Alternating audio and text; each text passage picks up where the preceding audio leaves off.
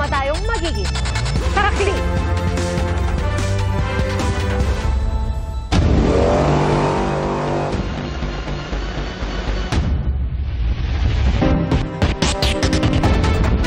Mga kapuso, patuloy na binabantayan ang bilang ng napaulat na nasawi dahil sa pananalasa ng Bagyong Tino. At sa datos ng Office of Civil Defense, hindi bababa sa 26 ang patay. Karamihan po sa Central Visayas. Mahigit 100,000 pamilya ang apektado sa iba't ibang bahagi ng bansa. At isa sa pinakanapuruhan ay ang Cebu, kung saan sa bubong na nagpasaklolo ang ilang residente. At mula sa Cebu City, saksila si Alan Domingo ng GMA Regional TV. Alan?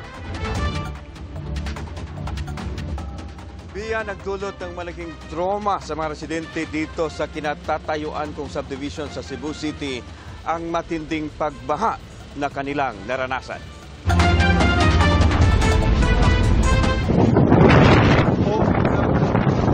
Dahil sa lakas ng agos at taas ng baha kaninang umaga sa sitio ng Catalisay City, tinangay na ang ilang sasakyan. Rumagasa naman ang tubig sa barangay Dublog, kaya ang ilang residente napaakyat sa ikalawang palapag ng kanilang mga bahay. Sa iba pang lugar, may mga residenteng nanawagan ng rescue.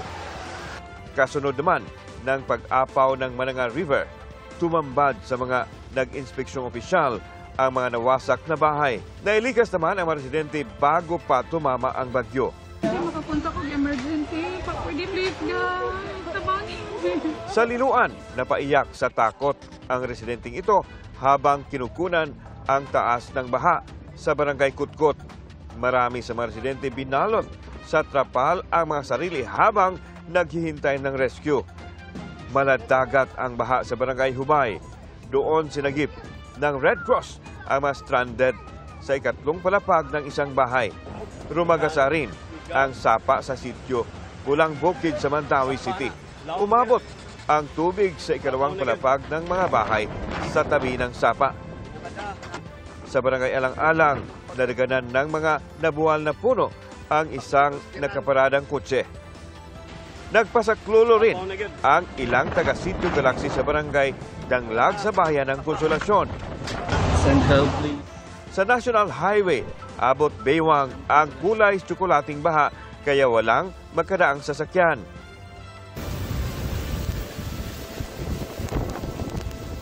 Alauna ng madaling araw, nagsimulang bumuhos ang malakas na ulan sa Cebu City. Pero humina ito matapos ang isang oras. Bandang alas 4 ng umaga, nang muling bumuhos ang torrential rain o malakas na ulan hanggang maglandfall ang Bagyong Tino kaninang 5:10 a.m. sa bayan ng Bourbon. Madaling araw pa lang, ganito na katindi ang baha sa isang subdivision sa Barangay Bakayan, Cebu City. Sa taas ng tubig, nagsipaglutangan ang maraming kotse. Umakas sa balay, guys. Paghupa ng baha, ganito na ang tumambad. Nagkapatong-patong na ang mga sasakyan na tila malalaking laruan. Maraming residente ang kinakailangang sakluluhan. Inuna ang mga matatanda, may mga karamdaman, mga bata at babae. Gamit ang rescue equipment, isa-isang dinala ang mga stranded na residente palabas ng kanilang bahay. Pagsuod lagi sa tubig yun, amo to kanang alas diha na gyud dapita ang tubig nga ni saka gig mayo kay wa gid sila gabantay. Ayon sa mga residente, alas 4 kaninang madaling araw nang maramdaman nila ang Bagyong Tino. Dahil sa malakas na ulan, umapaw ang sapa sa kalapit ng subdivision kaya rumagasa ang baha. Marami sa mga residente ang hindi nakalabas nang umabot hanggang 10 to 12 feet ang level ng baha. Dahil malakas ang current, mas pinili nilang manatili sa ikalawang palapag ng kanilang bahay. Kalit na inani ng tubig. Wa may magdahom nga moabot ning tubiga inani.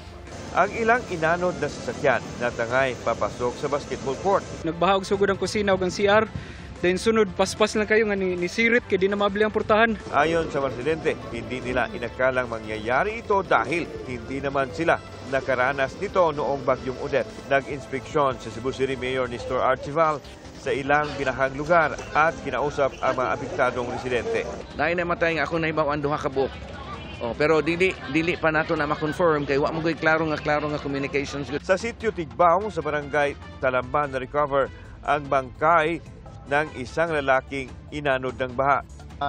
Sambag na tumba ba dito rin siya na pasok? Pero sa naitubig? Naitubig sir.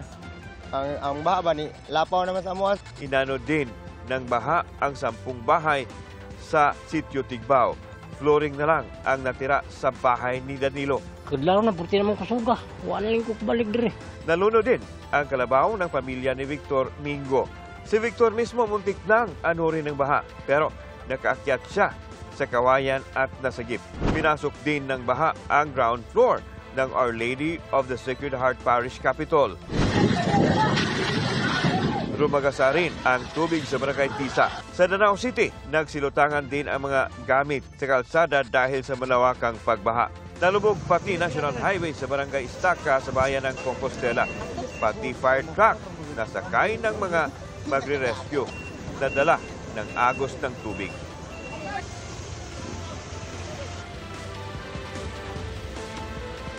Pia, may mga taong nasawi sa baha habang patuloy na pinaghahanap ang 12 kataong inanod ng baha. Mula dito sa Cebu City, ako si Alan Domingo ng GMA Integrated News at GMA Regional TV, ang inyong saksi. Kaugnay pa rin sa epekto ng Bagyong Tino sa lalawigan ng Cebu, makakapanayan po natin si Cebu Provincial Information Officer Angelis Orong. Magandang gabi po. Ma'am, si Pia Arcangel po ito. Mayong gabi. Good evening, Ms. Pia. Ma'am, unang-una, kamusta po ang panahon ngayon dyan sa Cebu? Maulan pa po ba? Yes, actually, maulan pa po. Kanina medyo tumilanan ng konti, pero yun nga, around mga 8 p.m., 9 p.m., lumakas na naman. So, yun yung concern ngayon, actually, yung paulan-ulan. So, ibig po ba sabihin nito na antala rin yung mga rescue operation or naisasagawa naman ng tuloy-tuloy ang rescue operations kahit umuulan? Yun po yung concern ng mga LGUs, yung mga DRRM officers and AFP and PNP natin. Kasi they're ongoing yung search and rescue operations sa mga different areas. May mga missing in unaccounted for pa po. So, naantala, nasa-stop kasi lalo na in areas na like, for example, yung may mga rivers, may mga creeks, it's also dangerous din po. They have to be extra careful yung ating mga rescue teams po. So, may concern talaga if ganito, if continuous po yung rain. Based on your monitoring po, ma'am, nasa normal level na po ba yung tubig sa mga sapa, pati na rin doon sa Mananga River? Based on our monitoring as of kanina po, mga around 5-6 p.m., medyo, I wouldn't say, well, normal, pero kailangan talaga i-monitor closely kasi yun nga pa, continuous pa po yung rain. So, kanina, pagdaan namin, kasama po kasi namin kanina, punta si Governor Pam sa Talisay, tas dumaan kami ng Mandaue going to Liloan and Consolacion. Yun yung concern, nakikita na tumataas pa din po yung rivers dahil sa continuous rain po. Pero ma'am, linawin lang po namin, sa mga sandaling ito po ba, may mga nakabalik na po sa kanilang mga tahanan? Halimbawa doon po sa mga subdivision na nakita namin, halimbawa sa Talisay, sa Cebu. Yes, meron naman po. Kanina, yung sa Liloan, for example, madaming videos nga na nakita na the people were on the roof. Sa napuntahan po namin kanina, some people actually chose to go back to their homes already. Some are in evacuation centers, but some are, kasi humupa na po yung baha. So, some are in their homes already po. Ma'am, marami rin po kasi ang nababahala dahil alam po namin, syempre alam po natin lahat, nung Setyembre lang po, no, tumama yung 6.9 na lindol sa Bogo City sa Cebu. Yung sitwasyon po ba doon, kamusta po? May mga kinailangan din bang ilikas pa? Although, di ba sa punto ito, may mga hindi pa rin nakakabalik sa kanilang matahanan, nasa tent city pa rin po? Yes. So, what the thing with yung sa 11 LGUs natin po, how we prepared for that is different from how we prepared for the whole province. May dalawa po tayong preparedness plan. Yung isa, one for the province, and then special preparedness plan just for the 11 quake-affected LGUs. So ang ginawa under sa disaster preparedness plan for them is preemptive talaga yung evacuation sa kanila. So for those in the 10 cities, in-evacuate na talaga sila earlier pa. So wala nang nag-stay ng 10 cities during even before, like a day before the typhoon. Naka-stay na po sila sa evacuation centers. There were some LGUs who adopt a family na parang practice. So safe naman po, thankfully, so far sa mga nakuha natin na information from our information officers. Wala pong casualties. For example, in Bugos City, wala pong casualties. In Bourbon, wala po. We have may ibang areas lang po tayo na hinihintay lang po natin yung information kasi ngayon ang problem is signal po talaga, telecommunication signal po. O wala po tayong information from some LGUs or some areas po. Ma'am, kasi nakita rin po natin, sabi niyo nga po, yung rescue operations ongoing, tuloy-tuloy pa rin po. Pero ang clearing operations po ba, naumpisahan na po? Yes po, naumpisahan na. There are actually several LGUs who asked for support from the provincial government on heavy equipment. Kasi yun yung priority, especially in the north, para maabutan natin yung areas na kailangan ng immediate na tulong. So clearing operations, nagpadala na po tayo ng several heavy equipment.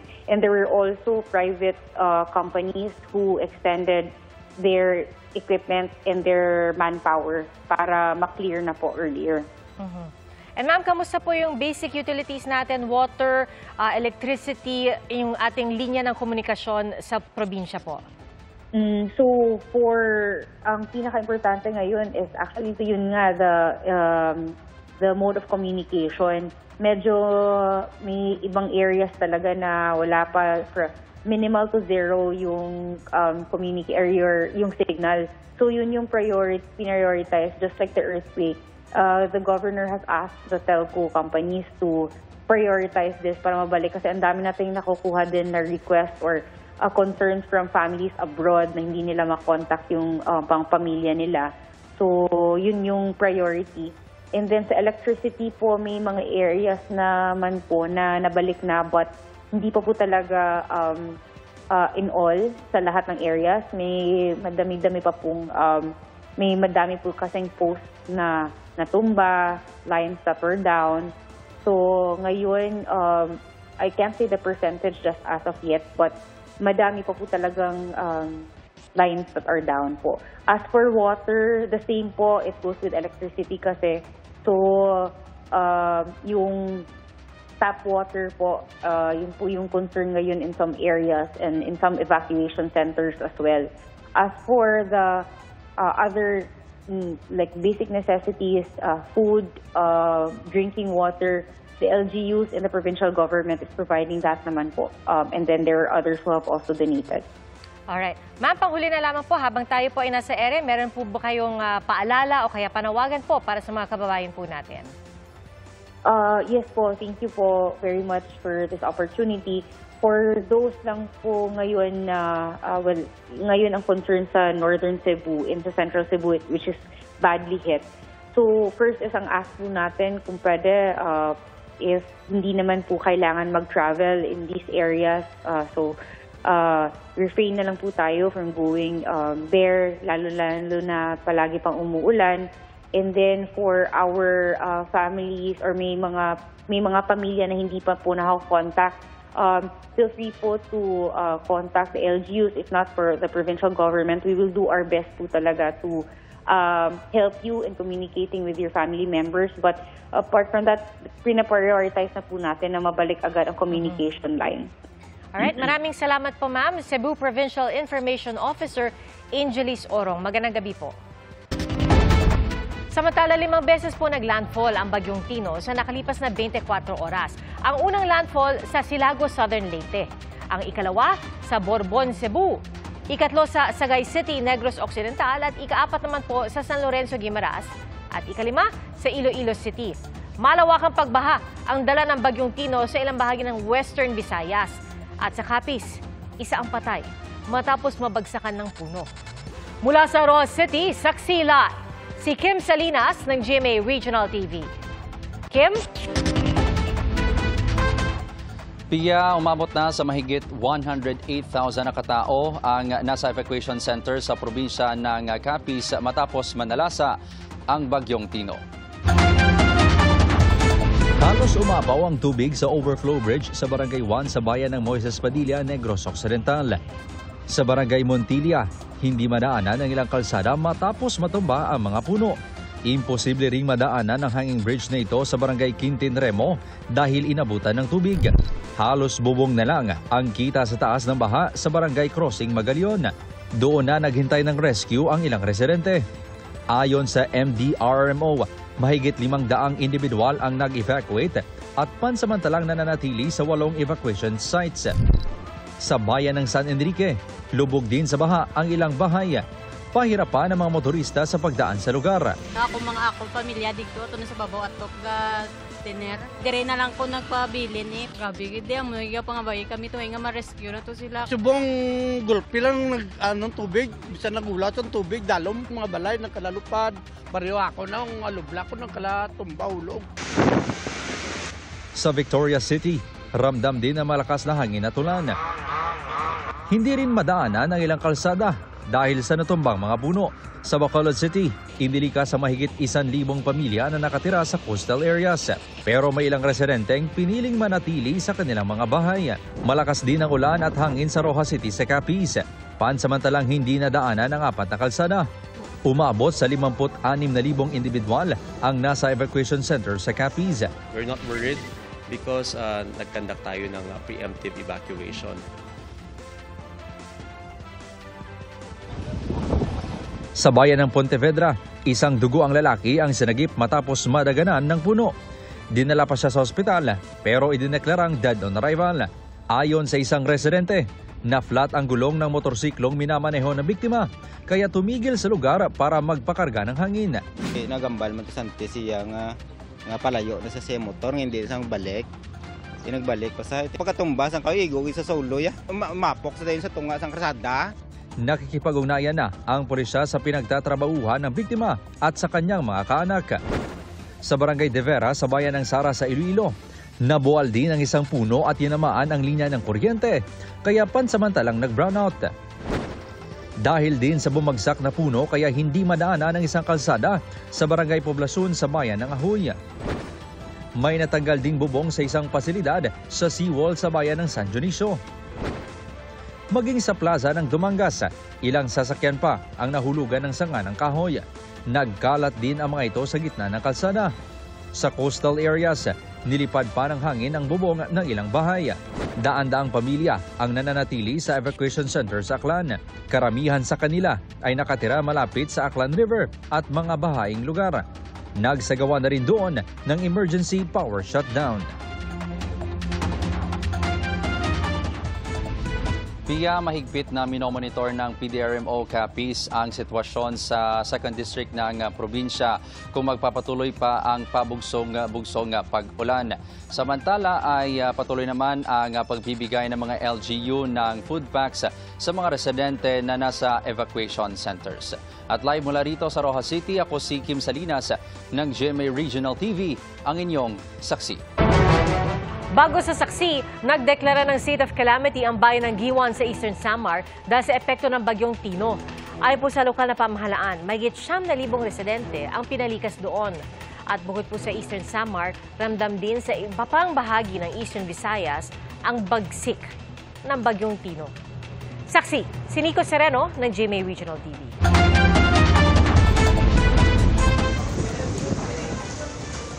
Pasado las 11 kagabi, ramdam ang malakas na hangin ng Bagyong Tino sa Abuyog, Leyte.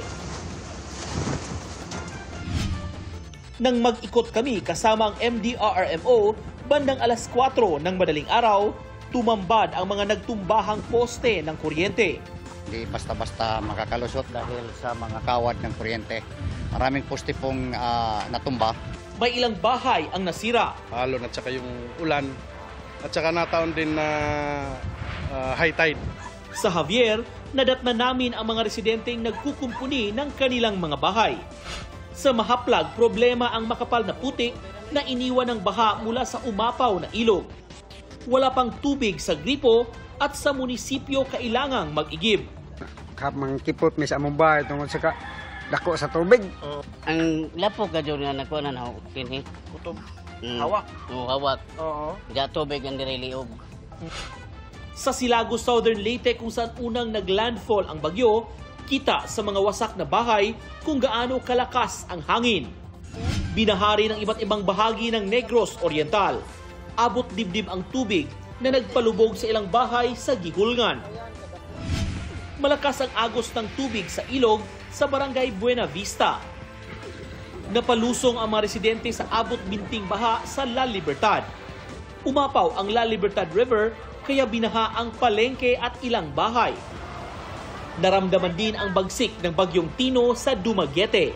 Sa datos ng PDRRMO, mahigit 4,000 ang pinalikas sa lalawigan kagabi.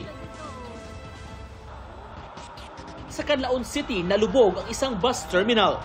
Sa bayan naman ng Valle Hermoso, patay ang 23 anyos na babaeng nabagsakan ng malaking bato. Ayon sa mga pulis, nanonood ng TV ang biktima sa kanilang sala nang biglang magka-rock slide sa kasagsagan ng bagyo.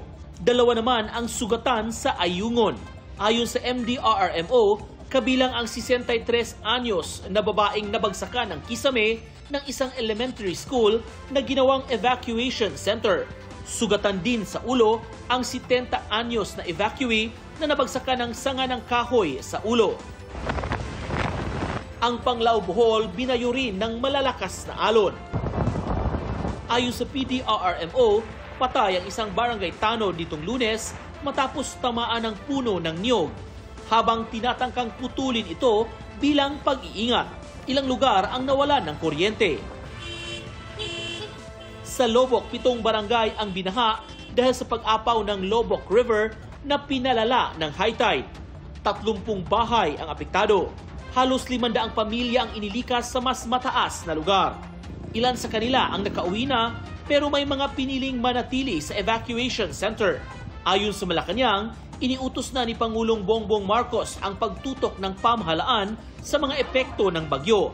Tutungo rin ang ilang miyembro ng gabinete sa mga pinakaapektadong probinsya upang personal na alamin ang kalagayan at tiyaking na ibabalik agad ang mga pangunahing serbisyo.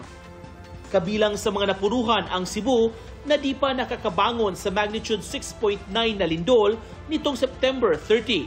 Some of those who are at the tent cities, yun kasi kailangan i-dismantle ang tent city kasi that will not withstand itong malakas na bagyong dadaan. So they were transferred to more sturdy evacuation centers, some to modular shelter units. Mahigit 2 milyong family food packs ang naipamahagi ng DSWD habang dumarami ang mga nasa evacuation center. Para sa GMA Integrated News, ako si Nico Sereno ng GMA Regional TV, ang inyong saksi. Kasunod po ng 5 beses na paglandfall ng Bagyong Tino, posible rin itong tumama sa kalupaan sa Cuyo Island sa Palawan. Ayon po yan sa Pag-asa. Signal number 4 sa pinakadulong bahagi o pinakadulong hilagang bahagi ng Palawan, kabilang na ang Calamian at Cuyo Islands. Signal number 3 naman sa mga bayan ng Dumaran, San Vicente at Rojas sa Palawan. Gayon din sa Aklan, sa Antique, kabilang ang Caluya Islands sa kanlurang bahagi ng Capiz at kanlurang bahagi ng Iloilo. Signal number 2 sa kanlurang bahagi ng Romblon, timog na bahagi ng Oriental Mindoro, timog na bahagi ng Occidental Mindoro, at gitnang bahagi ng Palawan.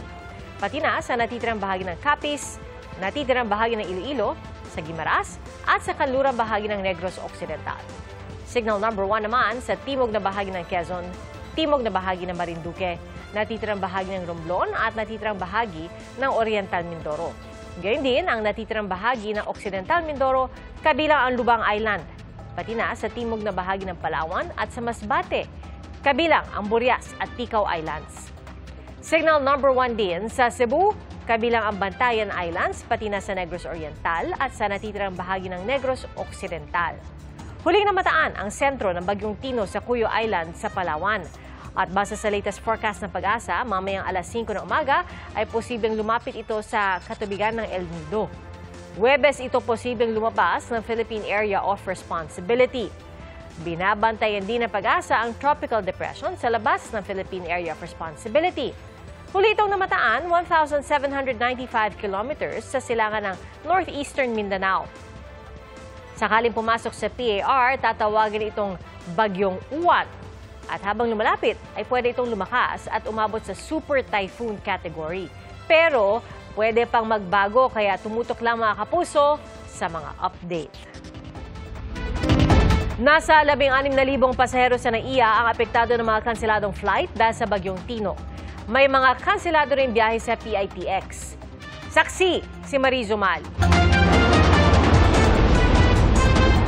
Pagdating sa Parañaque Integrated Terminal Exchange o PITX, wala nang masakyan sa Narola ng Avi papuntang Batangas dahil sa mga kanseladong biyahe dulot ng Bagyong Tino. Nag-walk-in lang din kasi ang dalawa at tanging ang mga pasaherong may advance booking lang ang tinext ng bus company na kanselado ang ilang biyahe. Dagdag pagod po since estudyante po, midterm season po.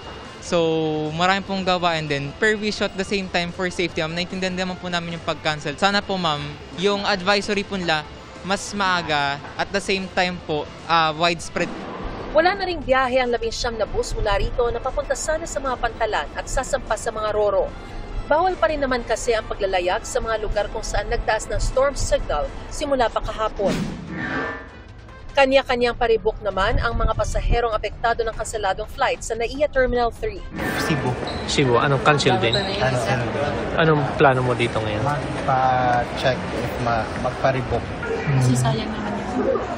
Masahe pa effort. Sa Dumangas Port, kanselado rin ang biyahe ng mga roll-on, roll-off o ro-ro vessels. Kaya naman perwisyo ito para sa mga driver ng sandaang truck na mabiyahe sana sa pantalan. No choice talaga at kailangan maghintay bago makatawid at delikado at ayaw din magpatawid ng Coast Guard. Wala ring biyahe sa mga pantalan sa Cebu matapos itong isara sa publiko ng Cebu Port Authority dahil sa banta ng storm surge. Ang mga stranded na pasahero nagpalipas muna ng gabi sa isang gymnasium sa Barangay Tinago. Stranded, nawa may kaabot sa barko ang hinglarga, padulong tubigon. Ayon sa Philippine Coast Guard Central, mahigit 300 pasahero ang stranded sa iba't ibang pantalan ng Cebu. Para sa GMA Integrated News, ako si Mariz Umali ang inyong saksi. Mga kapuso, parating na ang tulong ng GMA Kapuso Foundation sa mga lugar na matinding hinagupit ng Bagyong Tino. Tatawid ng dagat patungong Homonhon Island, Eastern Samar, ang truck na may kargang sako-sakong relief goods. Ipamamahagi po yan sa mga residenteng lubhang napuruhan ng Bagyong Tino sa mga susunod na araw. Naghahanda na rin ang GMA Kapuso Foundation na maghatid ng tulong sa mga apektadong pamilya sa Talisay, Consolacion, Liloan sa Cebu at Leyte kapag ligtas ng maaabot ang mga lugar na binaha.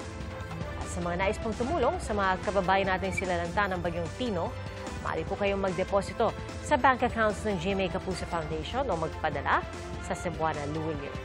Pwede rin po online via GCash, Shopee, Lazada, Globe Rewards at Metrobank credit cards. Sa ibang balita, isa po si dating DPWH Secretary Manuel Bonoan sa mga inirekomendang kasuhan ng Independent Commission for Infrastructure kaugnay sa anomalya sa mga proyekto kontrabaha.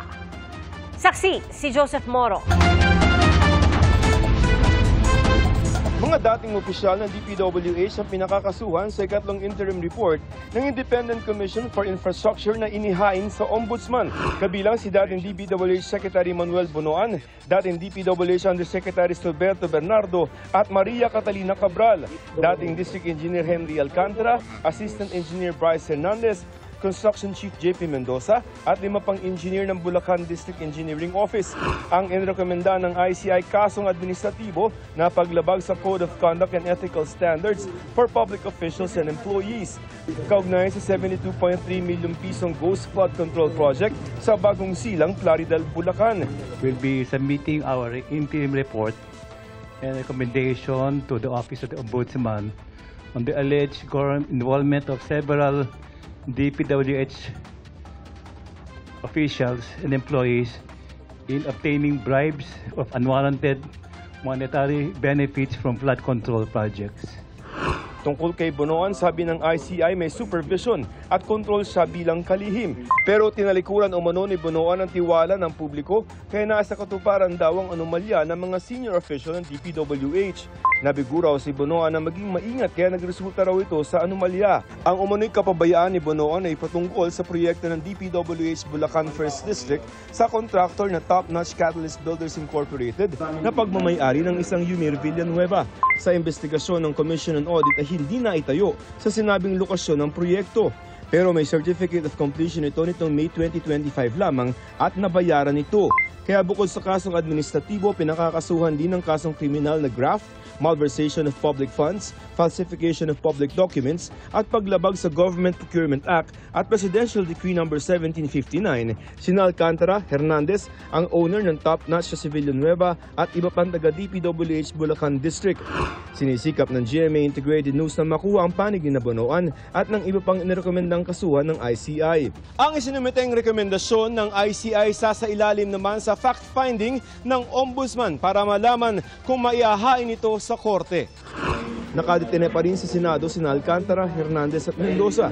Ayon kay Senador Panfilo Lacson, sa Senado nang malamang magpapasko ang tatlo kasama ang kontraktor na si Curly Vizcaya. Posibleng sa November 14 ang susunod na pagdinig ng Senate Blue Ribbon Committee sa anomalya sa mga flood control project. Pero depende kung mapagbibigyan dahil nakatakda rin pagdebatehan sa plenaryo ang 2026 national budget sa parehong araw.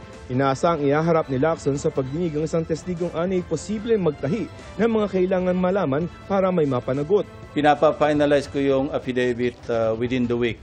No? Kasi base sa kwento at saka base do sa mga dapat ebidensya, mga dokumento, ledger, digital files, lahat ng notes. Kasi sabi ko sa kanya, kung magme-mention lang ng pangalan na walang suportang dokumento, wag na lang mag-mention kasi baka makasira lang ng tao. Maski may personal knowledge, kung wala naman siyang supporting documents, wag na lang magbanggit. Papadalahan naman ng imbitasyon sina dating House Speaker Martin Romualdez at dating Congressman Saldi Co na kapwa wala pang kumpirmasyon kung dadalo. Ayon kay Ombudsman Jesus Crispin Remulla, isa si Romualdez sa iniimbestigahan kaugnay sa pagkakapasa ng national budget na may napakaraming insertions. Iniimbestigahan din ng Ombudsman si dating Senate President Chis Escudero. They were able to come up with that budget which included insertions, which included diversions of money from what was supposed to be to what became. So that is, if it's not criminal, then it must be negligence. It must be one of them. Nobody can be completely blameless for that. Hinihingan namin ng panig sina Escudero at Romualdez. Isang bagong task force naman ang bubuuin ng Ombudsman na tututok sa investigasyon kay dating DPWH Secretary at ngayon Senador Mark Villar. Titingnan din daw kung nakinabang sa mga proyekto ng gobyerno ang mga ari-arian ng kanyang pamilya. Kasama rin sa iimbestigahan ng kanyang inang si dating Senadora Cynthia at kapatid na si Senadora Camille Villar. Tinukoy ni Remulla ang mga proyekto sa baluarte nilang Las Piñas at kalapit na Bacoor, Cavite. Kasi andun yung mga lupa na nag-benefit din.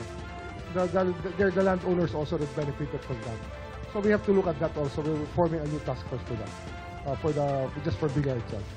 Kinukuha ng GMA Integrated News ang panig ng mga Villar. Para sa GMA Integrated News, ako si Joseph Morong, ang inyong saksi. Sa dagat, inabutan ng malakas na ulan at alon ang barkong galing Lamitan City sa Basilan at patungong Zamboanga City. Nakapaglayag ang commercial vessel kaninang alas 5 o alas 6:45 ng umaga bago magsuspindi ng biyahe ng alas 8:45. Kanya-kanyang kuha ng life jacket ang mga pasahero at ligtas naman sila nakarating sa Zamboanga City Port. Sa gitna ng paghagupit ng Bagyong Tino, sinagip ng ilang residente ng Negros Oriental mula sa abot dibdib na baha ang mga alaga nilang itik. At sa Cebu City, isang aso naman ang sinagip ng Philippine Red Cross mula sa bubong ng isang bahay. Ang isa pang aso kapiling naman sa paglikas ng kanyang amo. Makulay at maningning ngayon ang Belen capital of the Philippines, ang lalawigan ng Tarlac. Dahil po yan sa ika-18 taon ng Belenismo. Pasiklaban sa tema at disenyo ang 52 Belen mula sa iba't ibang lungsod at bayan. Iba-iba man daw ang kulay at interpretasyon, iisa lang daw ang mensahe ng mga ito. Pag-alala sa kapanganakan ni Jesucristo at pagsasaisip sa kahalagahan ng pagdarasal. Mga kapuso, salamat sa inyong pagsaksi. Ako po si PR Kanghel para sa mas malaking misyon at sa mas malawak na paglilingkod sa bayan. Mula po sa GMA Integrated News, ang News Authority ng Filipino. Hanggang bukas, sama-sama po tayong magiging saksi.